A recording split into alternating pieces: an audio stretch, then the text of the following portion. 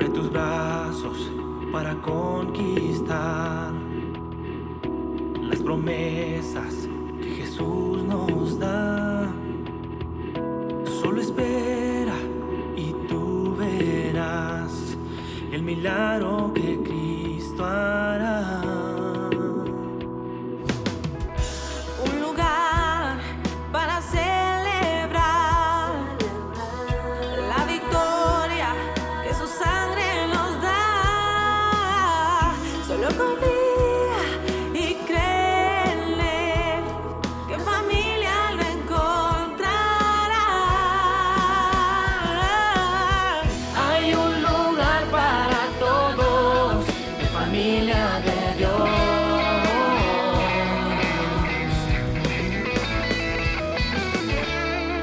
Familia de Dios.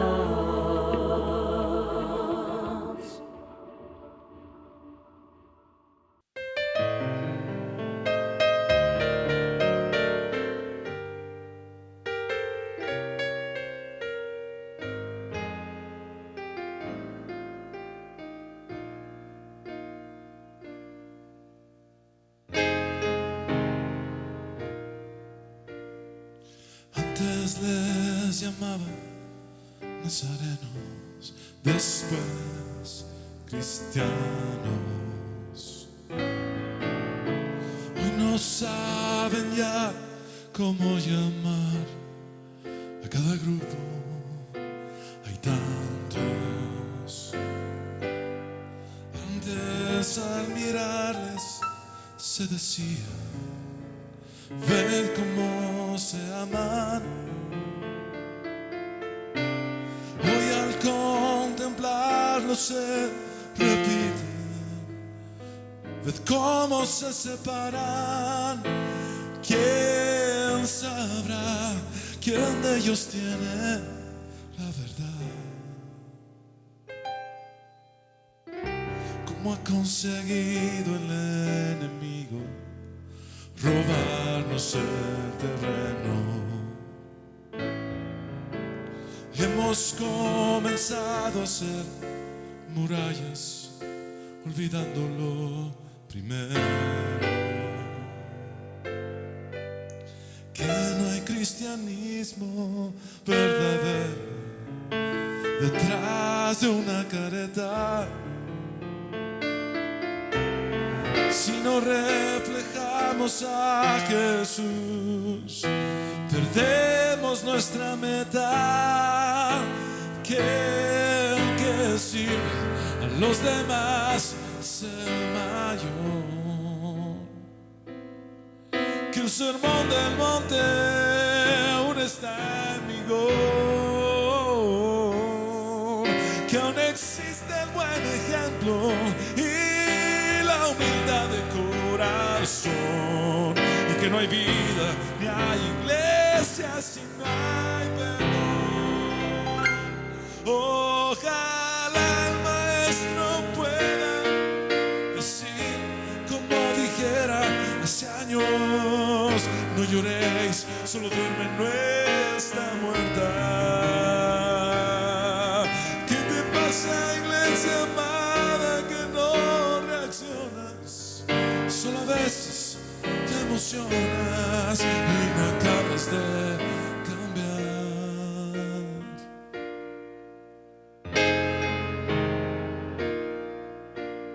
Antes tenían todo en común y oraban en la noche. Hoy compiten por saber quién tiene mejor casa y mejor coche. Antes morían abrazados en la arena del circo romano. Hoy discuten si al orar hay que alzar o no las manos. Unos creen en profecías y otros no. Unos predican la fe y otros el amor.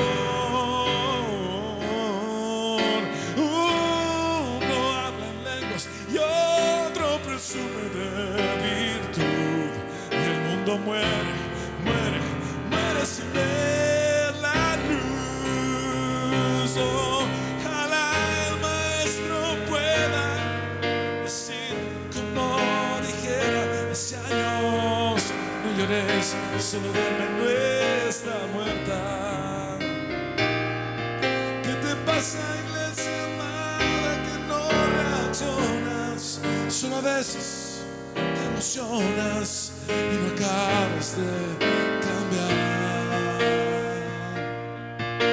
Jesús se levantó de la muerte. ¿Y acaso a ti no habrá quien te despierte? Ojalá el maestro pueda decir, como dijera hace años: no lloréis, solo duerme, no está muerta. ¿Qué te pasa, iglesia amada, que no reaccionas? Solo a veces te emocionas y no acabas de cambiar. Y ojalá el maestro pueda decir, como dijera hace años: no lloréis, solo duerme, no está muerta. ¿Qué te pasa, iglesia amada, que no reaccionas? Solo a veces te emocionas y no acabas de cambiar.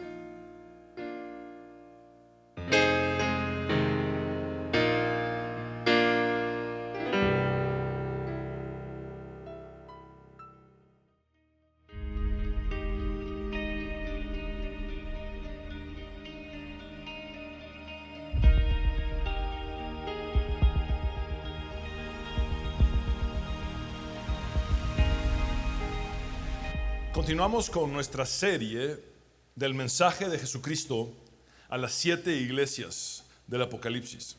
Quiero iniciar esta predicación citando nuevamente al teólogo inglés John Stott. Entonces, ¿qué piensa Cristo de su iglesia? Apocalipsis 2 y 3 contiene 7 cartas, cada una dirigida a una comunidad cristiana particular del primer siglo en la provincia romana de Asia.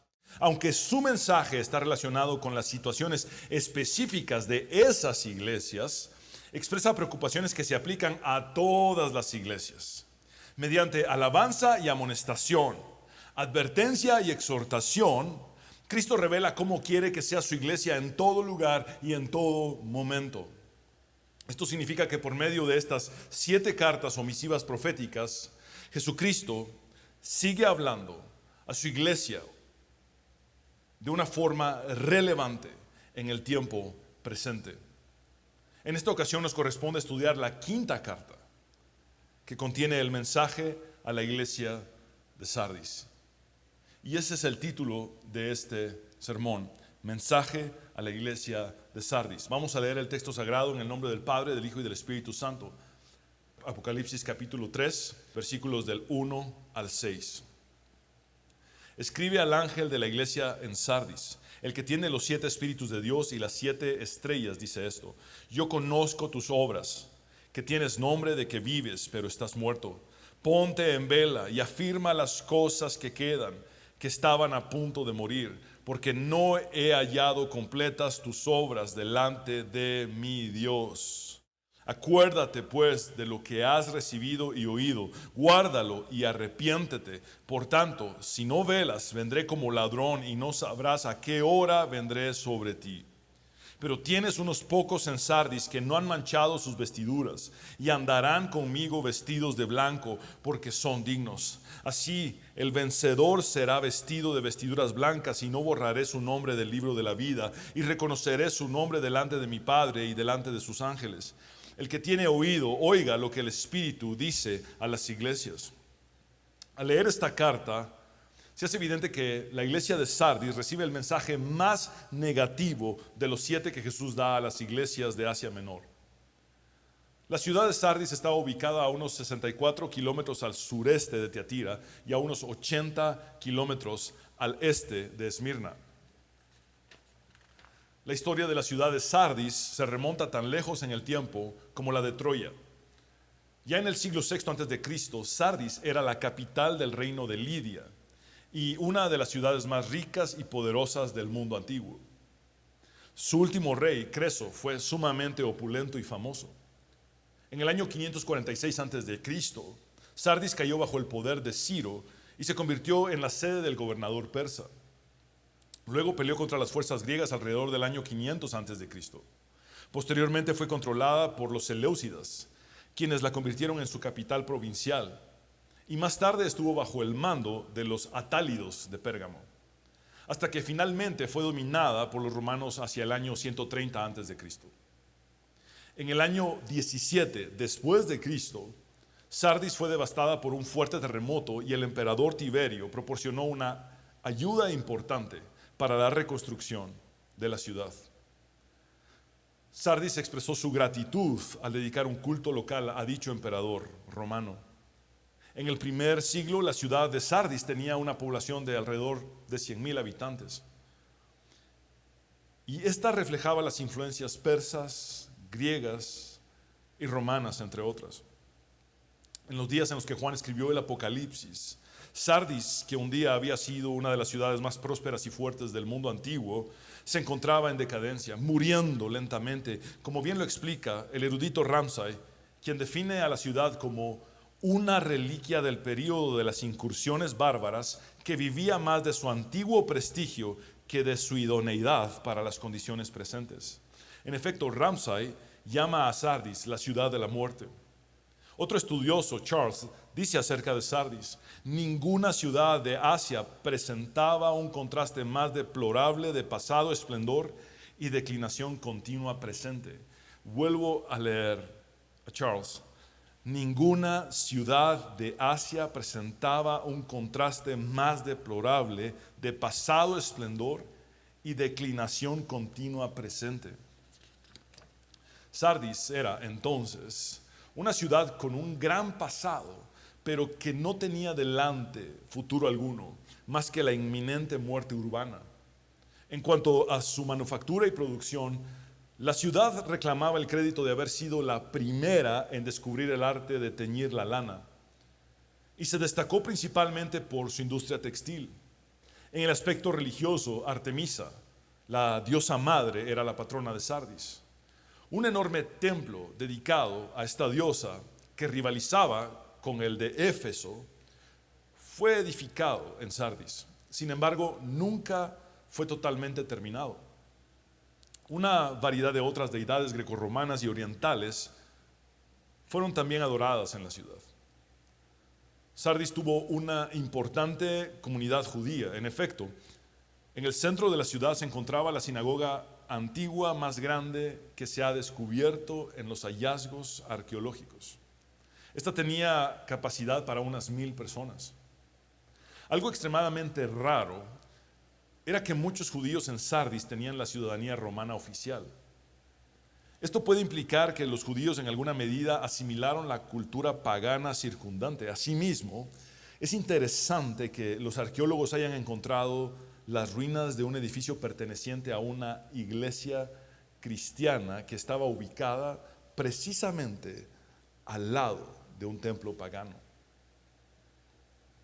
Si a diferencia de otros lugares, la iglesia de Sardis estaba estrechamente asociada con la comunidad judía, es posible que los cristianos también fueran culpables de haberse adaptado al paganismo. Dicho de una manera simple, Sardis parece haber sido la cuna del sincretismo ecuménico y la secularización. Allí no se sabía dónde empezaba ni dónde terminaba la iglesia cristiana, debido a que ésta condescendió al extremo con la cultura y las religiones que la rodeaban. Punto número 1, introducción. El Señor Jesucristo dice a Juan: escribe al ángel de la iglesia en Sardis. Esta frase puede traducirse también como escribe al mensajero de la iglesia en Sardis.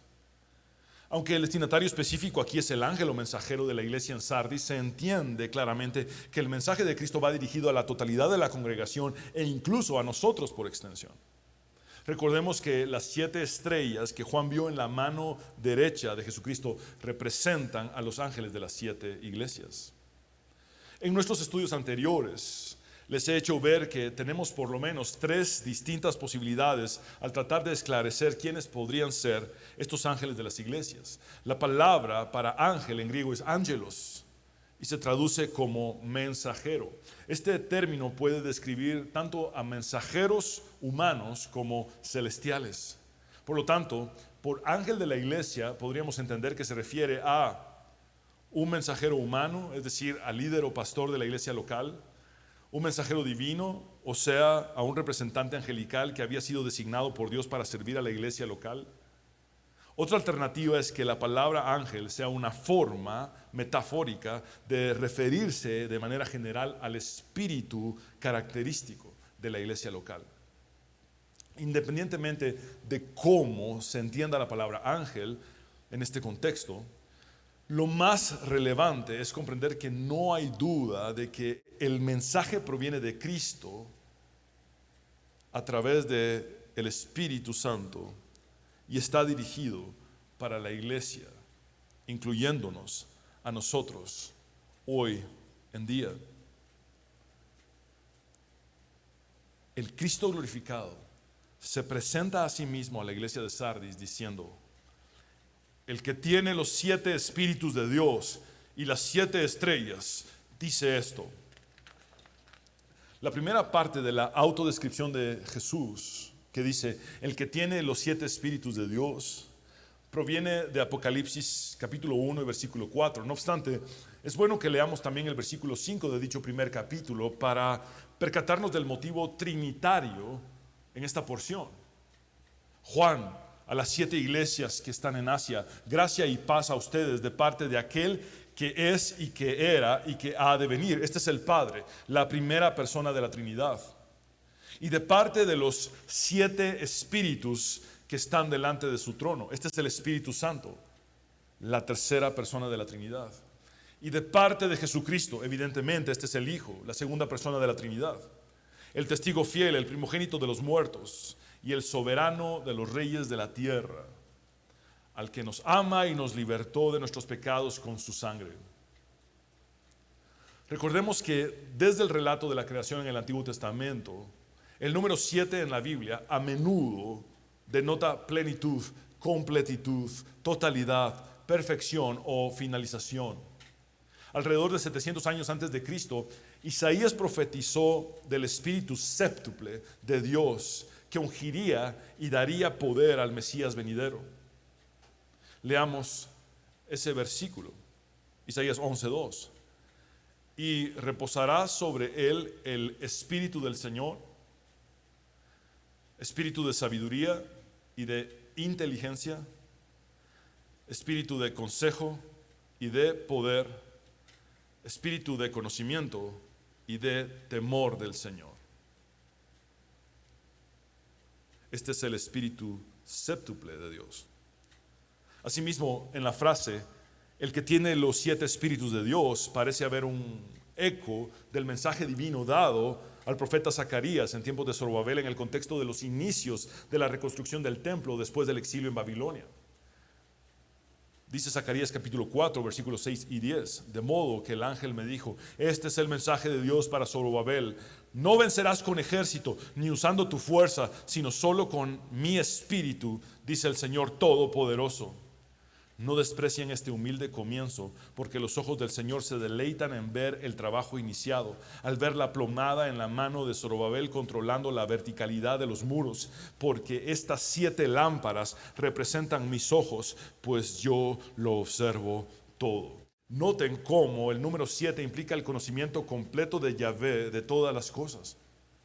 Entonces, los 7 espíritus de Dios es una forma figurativa de describir al Espíritu Santo en toda su plenitud. Vemos también que el Espíritu séptuple de Dios se presenta en Apocalipsis como 7 lámparas de fuego en el capítulo 4 y versículo 5. Del trono salían relámpagos, voces y truenos. Delante del trono había 7 lámparas de fuego ardiendo, que son los 7 espíritus de Dios. También en este último libro de la Biblia, el espíritu séptuple se presenta como 7 ojos que lo ven todo.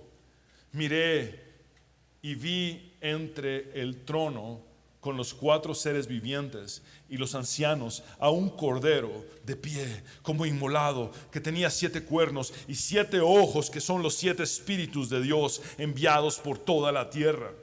Alford lo explica de la siguiente manera: los 7 espíritus expresan el carácter completo y la universalidad de la obra del Espíritu Santo de Dios, así como las 7 iglesias tipifican e indican a la iglesia toda. En la tradición de Juan, el Espíritu Santo es particularmente identificado como el dador de la vida. Por ejemplo, Jesús dice en Juan 6:63, el Espíritu es el que da vida, la carne para nada aprovecha. Las palabras que yo les he hablado son espíritu y son vida. Como veremos más adelante, la iglesia de Sardis necesitaba desesperadamente experimentar el poder revitalizador del Espíritu Santo, que es el dador de la vida. Además de tener los 7 espíritus de Dios, el Señor Jesucristo tiene las 7 estrellas. Es importante recordar que el mismo Jesucristo le explicó a Juan en la visión del capítulo 1 el significado de las 7 estrellas. Vamos a este texto. En cuanto al misterio de las 7 estrellas que viste en mi mano derecha y de los 7 candelabros de oro, las 7 estrellas son los ángeles de las 7 iglesias y los 7 candelabros son las 7 iglesias. Estos ángeles o mensajeros están bajo el control de Cristo. Por lo tanto, la función de dichos mensajeros no es comunicar su propio mensaje, sino el de Dios.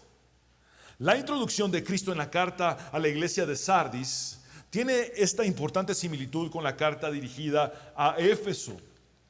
Vamos al inicio de la carta a Éfeso. Escribe al ángel de la iglesia en Éfeso, el que tiene las 7 estrellas en su mano derecha, que obviamente, como les he dicho ya, representan a los ángeles de las 7 iglesias.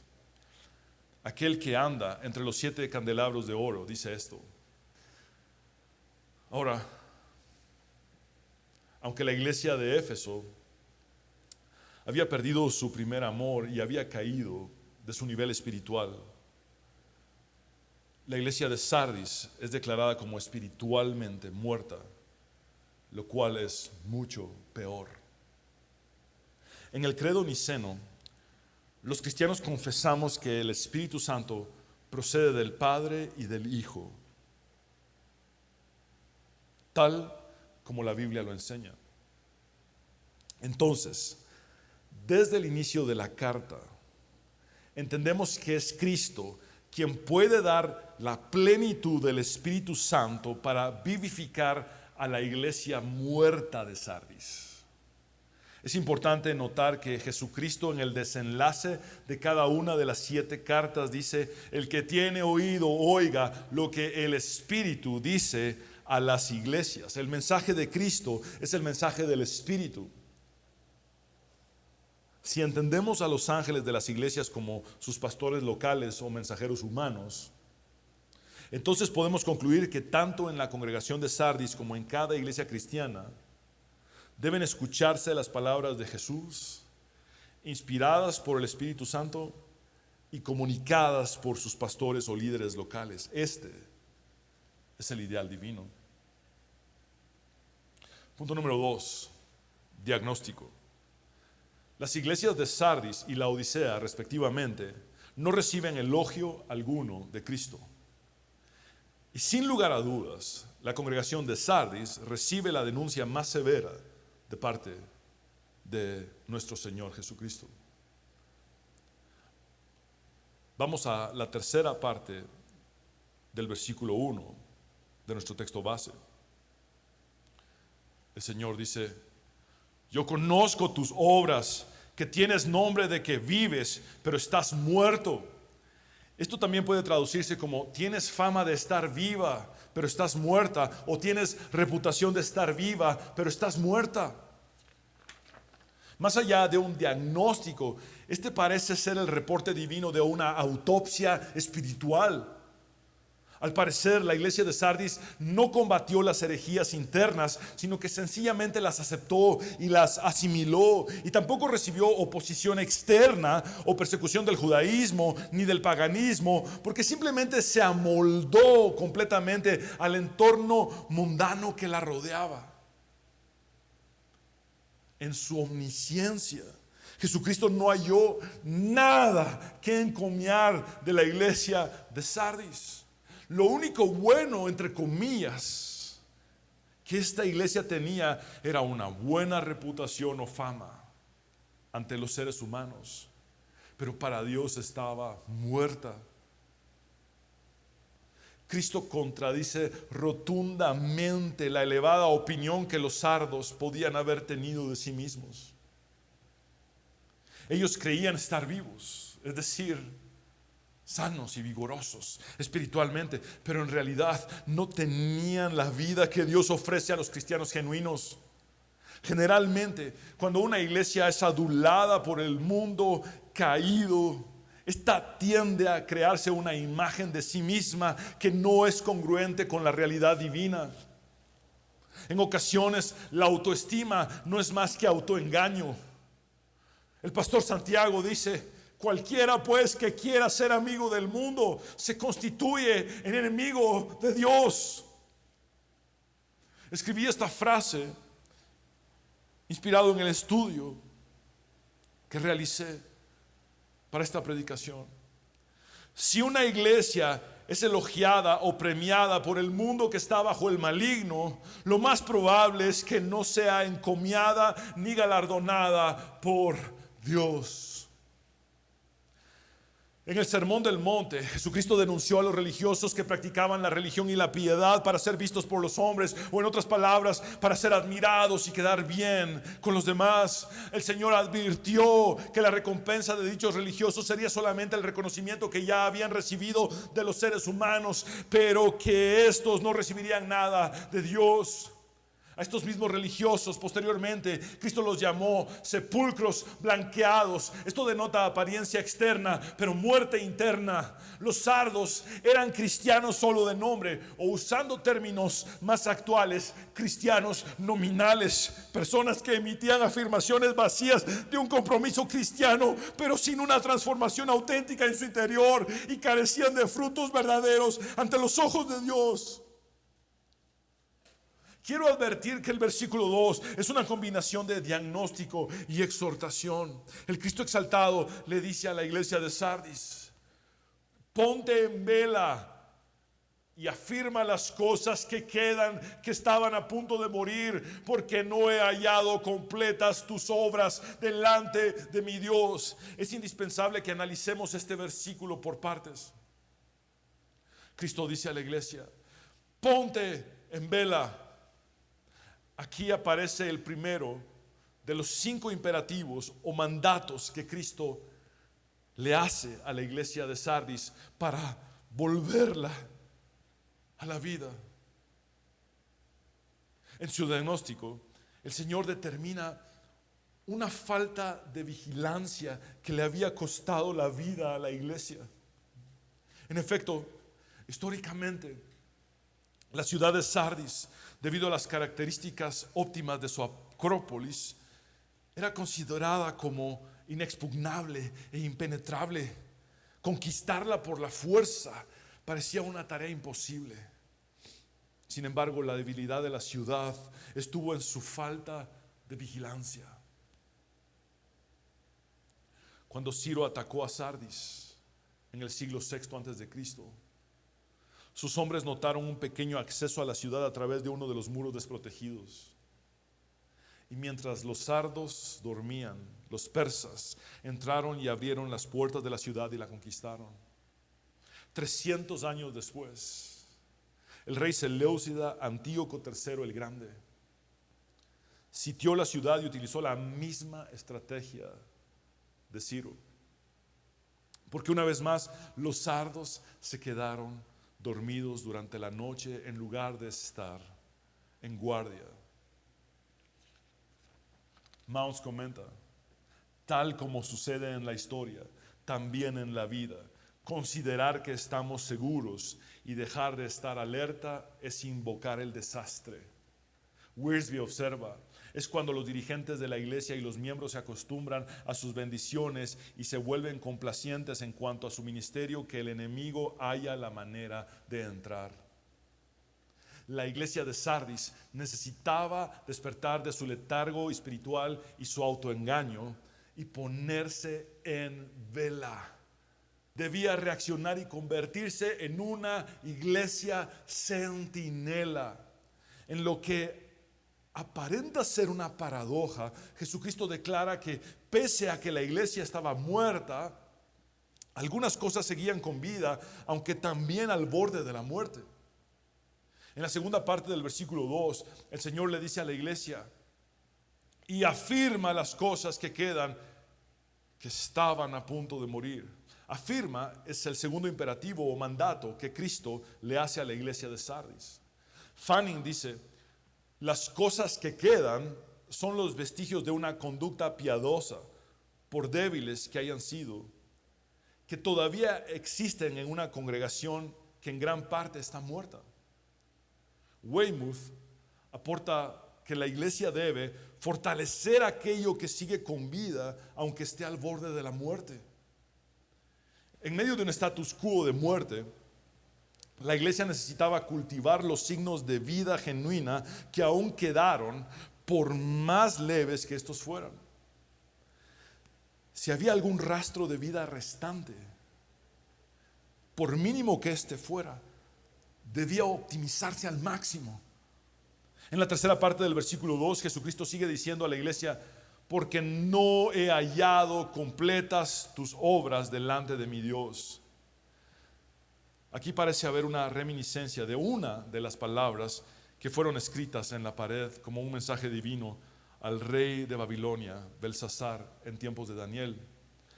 Tekel, el rey ha sido pesado en la balanza y hallado falto de peso. La evaluación que Cristo hace de las obras de la iglesia de Sardis, las cuales son una muestra de su conducta en general, es que estas no fueron realizadas de un modo completo delante de Dios. Es decir, sus obras no fueron cumplidas ni logradas en un grado que reflejara la verdadera vida cristiana, dicho en una sola palabra, letargo. Llama la atención que la construcción del templo dedicado a la falsa diosa Artemisa en Sardis nunca se terminó, y que de alguna manera los cristianos en aquella ciudad dejaban sus obras constantemente a medias, reflejando que se habían amalgamado y acomodado a la cultura pagana circundante. Sin embargo, la inspección de Cristo de las obras de la iglesia de Sardis iba más allá de las apariencias externas que le daban a la iglesia fama de estar viva, cuando en realidad estaba muerta. Quiero volver a decirles esto. Sin embargo, la inspección de Cristo de las obras de la iglesia de Sardis iba más allá de las apariencias externas que le daban la fama a la congregación de estar viva, cuando en realidad estaba muerta. Wayne Mueller comenta: las congregaciones se pueden ganar la fama de ser muy activas por tener sus bancas llenas, altos presupuestos, impresionantes edificios, una comunidad de alto perfil, estar muy involucradas en programas sociales, tener miembros influyentes y mucha actividad. Sin embargo, Jehová no mira lo que mira el hombre, pues el hombre mira lo que está delante de sus ojos, pero Jehová mira el corazón. Jesús juzga la vida de una iglesia por la fuerza de la fe de cada uno de sus miembros. Así como la fe sin obras es muerta, las obras sin fe son hipocresía. Qué frase tan poderosa. Así como la fe sin obras es muerta, las obras sin fe son hipocresía. Punto número 3. exhortación. Aunque ya hemos visto rasgos de una exhortación en medio de un diagnóstico desde el versículo 2, acá esta va en aumento, en creciendo. En la siguiente frase vemos los 3 imperativos o mandatos restantes de los 5 que Cristo le hace a la iglesia. Acuérdate pues de lo que has recibido y oído, guárdalo y arrepiéntete. El tercer imperativo o mandato es acuérdate. El cuarto es guárdalo y el quinto, arrepiéntete. El camino hacia la revitalización de la iglesia era primeramente recordando cómo habían llegado a ser una comunidad cristiana. En otras palabras,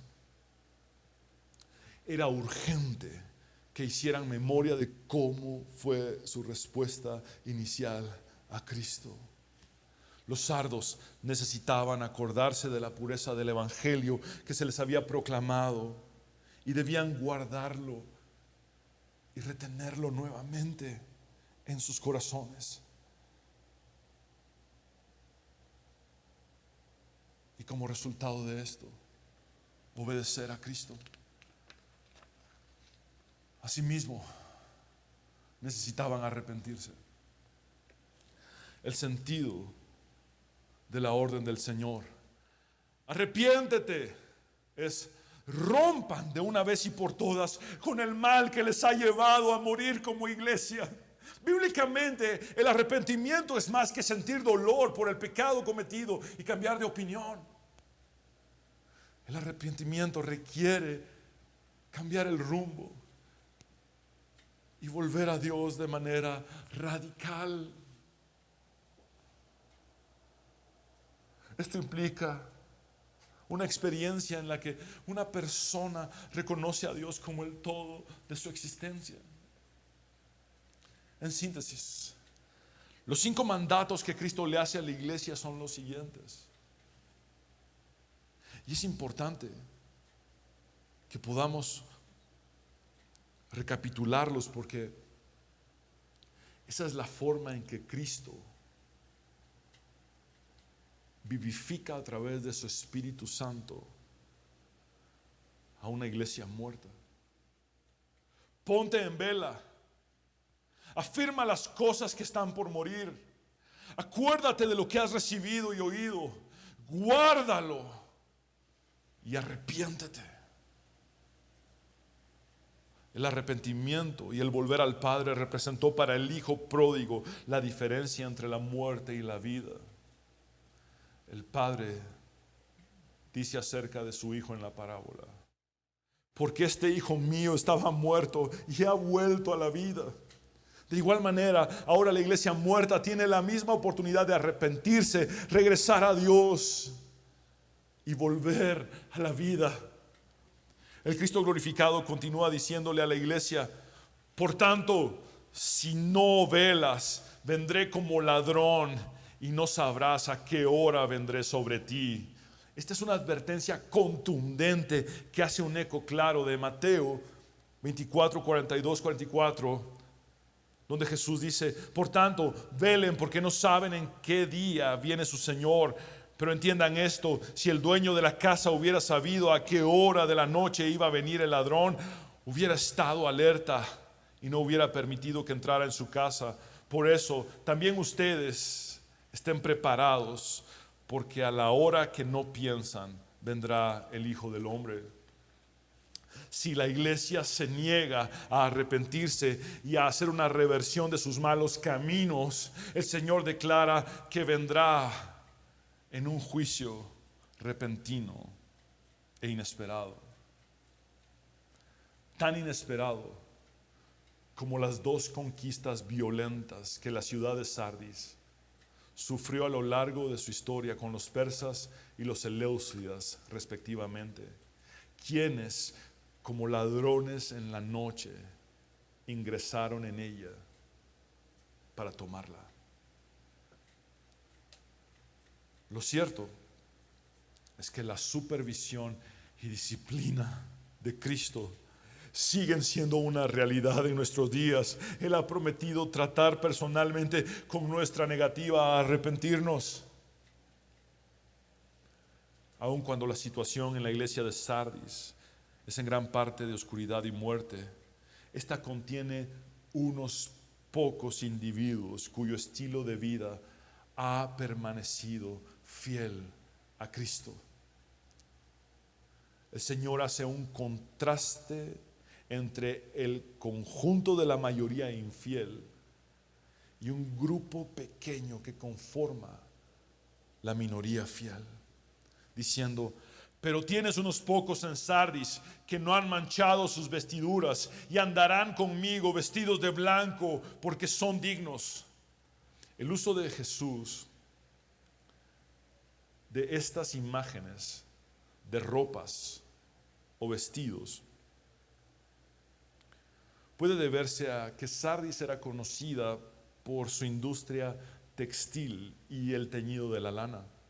Entonces, misericordiosamente, el Señor les habla de una manera en la que ellos pudieran entenderlo mejor.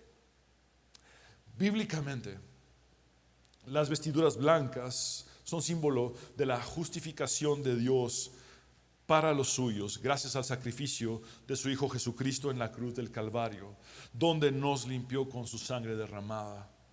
En el libro del Apocalipsis específicamente, dichas vestiduras blancas representan pureza, santidad, victoria y gloria. Este remanente fiel en Sardis no manchó sus vestiduras purificadas por Cristo, ni se contaminó con el pecado de la cultura circundante. El caminar con Cristo, vestidos de blanco, es una imagen de la comunión divina directa que el pueblo de Dios disfrutará en la nueva creación y la nueva Jerusalén, cuando el Señor morará entre sus redimidos y todas las naciones andarán a la luz de Dios y del Cordero. Punto número 4 y final. Conclusión. En el versículo 5, el Cristo glorificado da una triple promesa. El vencedor será vestido de vestiduras blancas. Su nombre no será borrado del libro de la vida. Y Cristo le reconocerá ante Dios y sus ángeles. Acerquémonos a este versículo y veamos la primera promesa. Así, el vencedor será vestido de vestiduras blancas. Las vestiduras blancas son mencionadas en 7 ocasiones en el libro de Apocalipsis. Es importante notar que el vencedor no se vestirá, sino que será vestido. Esto quiere decir que es solamente gracias al sacrificio de Cristo que esta blancura será puesta sobre el creyente fiel. Nuevamente, la promesa tiene que ver con la vida eterna, porque al vencedor se le vestirá con el atuendo apropiado para su estado celestial permanente. Vamos ahora a la segunda promesa de Jesucristo para el vencedor. Y no borraré su nombre del libro de la vida. Es trascendental, mis hermanos, comprender el contexto para no cometer errores de interpretación respecto a esta segunda promesa al vencedor de Sardis. Las ciudades de Asia Menor tenían registros de ciudadanía y los archivos reales se encontraban en Sardis. El nombre de una persona podía borrarse del registro si ésta perdía su ciudadanía. Por ejemplo, si cometía un delito que exigiera la pena de muerte, entre otros. Las sinagogas judías locales también tenían registros, y los judíos que se convertían al cristianismo eran excomulgados de estas, y por lo tanto sus nombres eran borrados de dichos registros. Recordemos que el judaísmo contaba con cierta protección al ser reconocido por el imperio como una antigua religión monoteísta.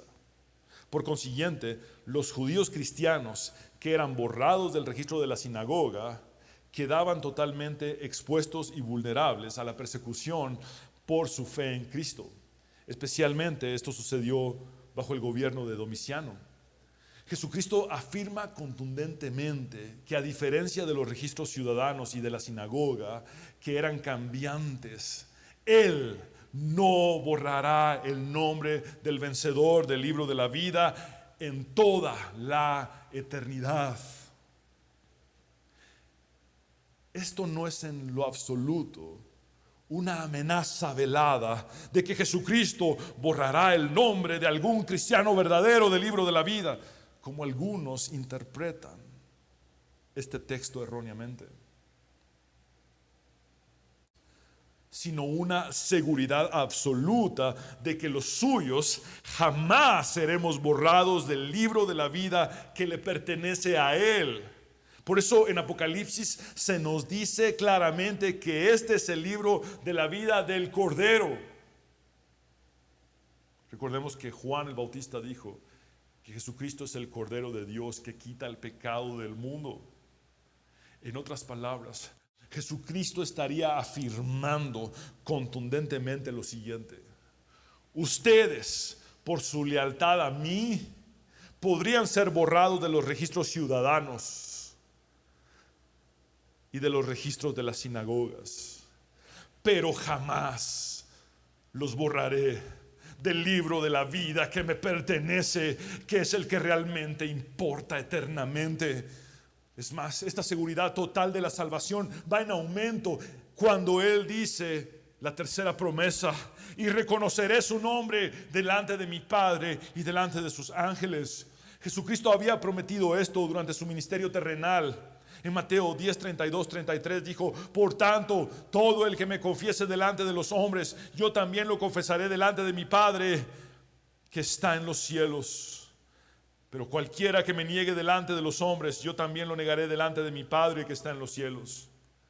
En Lucas 12, 8, 9 Jesús dice: les digo que a todo el que me confiese delante de los hombres, el Hijo del Hombre lo confesará también ante los ángeles de Dios. Pero el que me niegue delante de los hombres será negado delante de los ángeles de Dios. En el final de la carta Jesucristo dice: el que tiene oído, oiga lo que el Espíritu dice a las iglesias. Nuevamente observamos la palabra iglesias en plural. Esto significa que el mensaje no se limita a la iglesia de Sardis, sino que está dirigido a todas las iglesias, incluyéndonos a nosotros hoy en día. Quisiera concluir presentando algunos principios teológicos que podemos extraer de esta carta de Jesucristo a la iglesia de Sardis.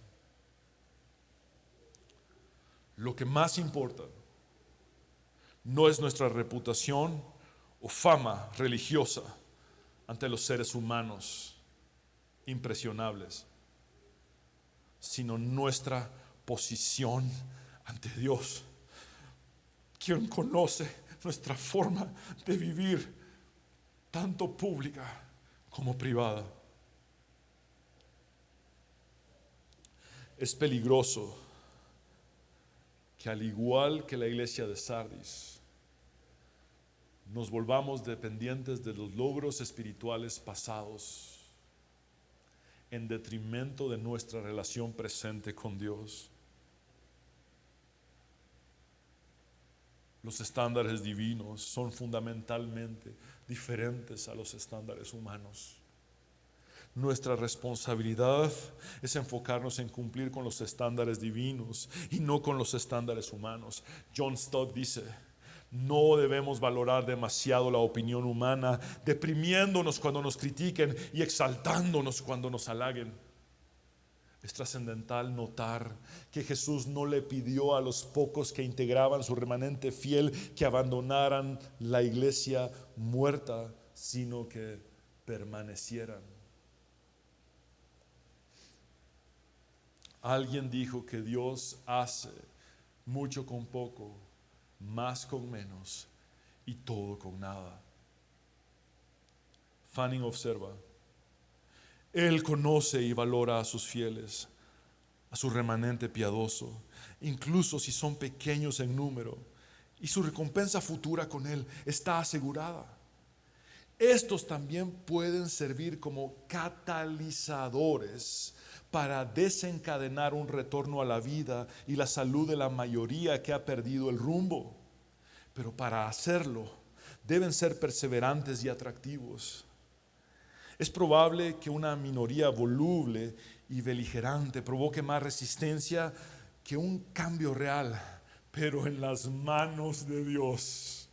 Unas pocas brasas bien colocadas, una pequeña chispa de fuego real pueden revitalizar incluso a las congregaciones más frías, o al menos avivar las llamas de algunas otras.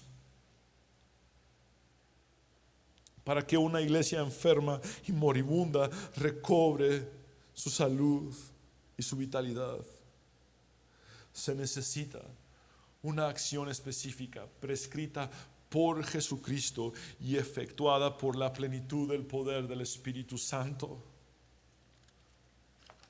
Wilcock comenta: Cristo tiene en sus manos tanto a la iglesia necesitada como al Espíritu vivificante. Puede unir a los dos, no solo para diagnosticar, sino también para revivir a los muertos.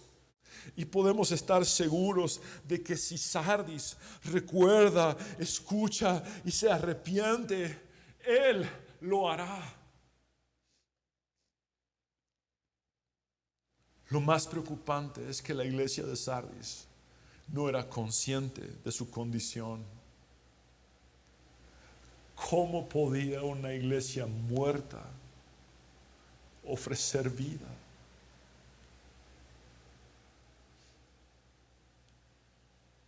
El desafío más grande radica en reconocer cuál es nuestro verdadero estado espiritual delante de Dios y clamar desesperadamente al Señor por un avivamiento. Debemos encontrar nuestra vida en Cristo una vez más, antes de ofrecer esta vida a los demás. Quiero invitarte a que oremos.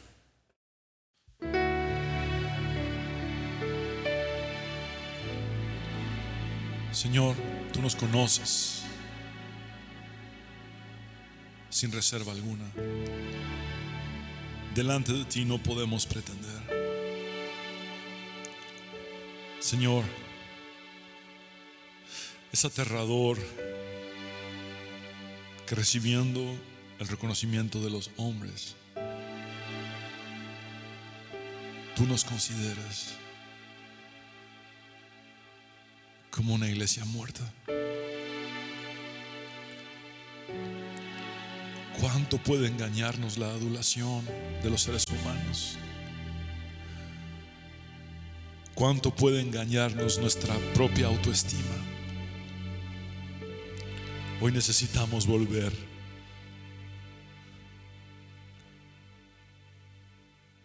desesperadamente a ti, reconociendo que es tu diagnóstico lo único que nos importa. Es lo que tú ves en nosotros. Tú eres el Señor de tu iglesia. Tú eres el único Dios verdadero. Examina nuestros corazones y cámbianos. Avívanos, Señor. Trae a tu iglesia en estos días un avivamiento.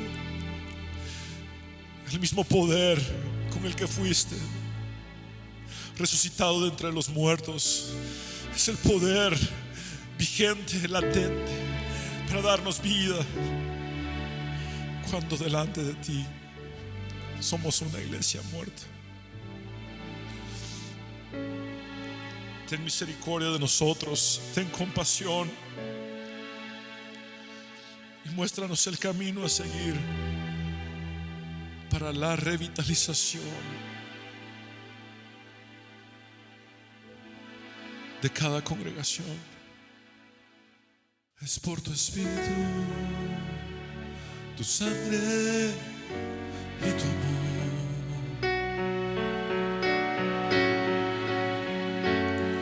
Por tu misericordia y tu bondad.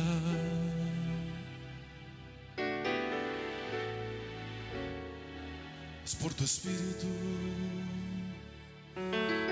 tu sangre y tu amor.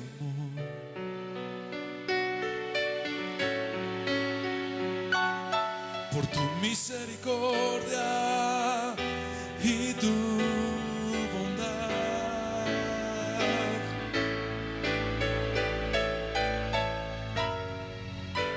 Haz de mí lo que tengas que hacer.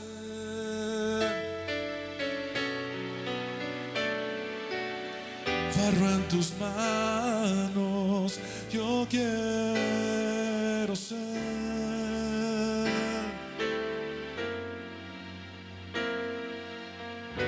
Abro a ti mi corazón.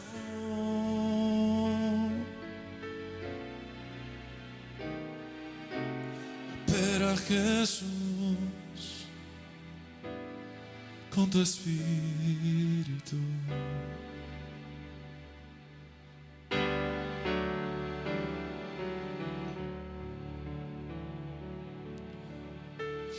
Quiero hablar contigo, hombre y mujer, que necesitas entregar tu vida al Señor Jesucristo. Haz esta oración de fe, como el apóstol Pablo lo enseña en Romanos, creyendo con tu corazón y confesando con tus labios. Repite conmigo y habla con Dios como nunca antes lo has hecho. Dile: Señor Jesús, sálvame. Reconozco que soy pecador, pero también sé que tú moriste en la cruz para perdonar mis pecados y para limpiarme de toda mi maldad. Creo también en tu resurrección al tercer día. Recibo hoy la esperanza de la vida eterna. Me rindo a ti, Jesús. En tu nombre, Señor, hemos orado. El único nombre bajo el cielo dado a los hombres en el cual podemos tener salvación. Amén. Amén. Pecador, ven a Cristo Jesús, y feliz para siempre serás.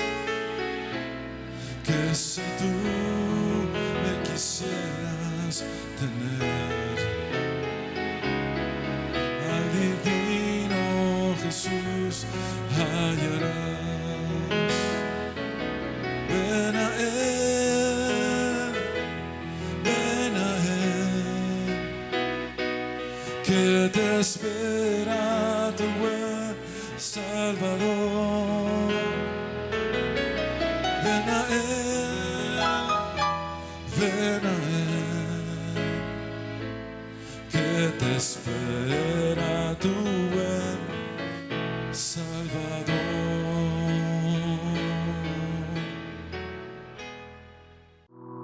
Abre tus brazos para conquistar las promesas que Jesús nos da. Solo espera y tú verás el milagro que Cristo hará. Un lugar para celebrar la victoria que su sangre nos da. Solo confía y créele que en familia lo encontrará. Hay un lugar para todos, en familia de Dios.